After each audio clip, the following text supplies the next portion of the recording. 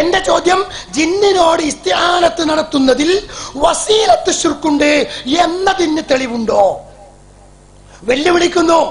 അഹ്ലു സുന്നയുടെ ഏതെങ്കിലും ഒരു മുഫസ്സിർ ഈ ആയത്ത് വിശദീകരിച്ചുകൊണ്ട് ഒരു മനുഷ്യൻ ജിന്നിനോട് ഇസ്തിആനത്ത് നടത്തിയാൽ അത് ആ ഇസ്തിആനത്ത് വസീലത്ത് ശിർക്കാണ് എന്ന് ഈ ആയത്തിന്റെ അടിസ്ഥാനത്തിൽ വിശദീകരിച്ചത് തെളിയിക്കാൻ ഏതെങ്കിലും ഒരു സക്കരിയമാർക്ക്, ഏതെങ്കിലും ഒരു ഫൈസൽ മുസ്ലിയാർമാർക്ക്, ഏതെങ്കിലും ഹുസൈൻ സലഫിമാർക്ക്, പി.എൻ. അബ്ദുൽ ലത്തീഫ് മദനിമാർക്ക് സാധിക്കുമെങ്കിൽ രംഗത്തേക്ക് വരണം.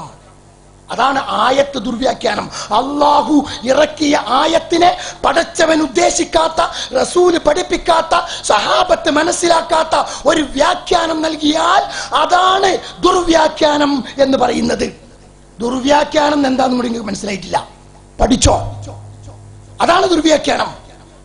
ഏതെങ്കിലും ഒരു മുഫസ്സിർ ജിന്നിനോട് ഇസ്തിആനത്ത് നടത്തുന്നത് ഇസ്തിംതാട വെച്ചള സമസ്തക്കാരന്റെ ഒപ്പം കൂടി ആ കുരുട്ടുബുദ്ധി മുഴുവനും നിങ്ങളിലുണ്ട്. അതാണ് ഇപ്പൊ നാരിയത്ത് സ്വലാത്തിൽ എത്തിയത്. ഞാൻ അവിടേക്ക് വരും. അപ്പോ വളരെ കൃത്യമായി തെളിയിച്ചിട്ടില്ല എന്ന് സക്കരിയായുടെ നാവിൽ നിന്നും ഇനി പുറത്തു വരാൻ പാടില്ല.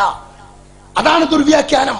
അള്ളാഹുവിന്റെ ഖുർആനിനെ അള്ളാഹ് ഉദ്ദേശിക്കാത്ത രീതിയിൽ, റസൂലുള്ളാഹി പഠിപ്പിക്കാത്ത രീതിയിൽ, സഹാബത്ത് മനസ്സിലാക്കാത്ത രീതിയിൽ വ്യാഖ്യാനിച്ചാൽ അതാണ് ഖുർആൻ ദുർവ്യാഖ്യാനം. ആ ഖുർആൻ ദുർവ്യാഖ്യാനമാണ് ഫൈസൽ മുസ്ലിയാർ കോഴിച്ചനയിലെടുത്തത്. എന്നാൽ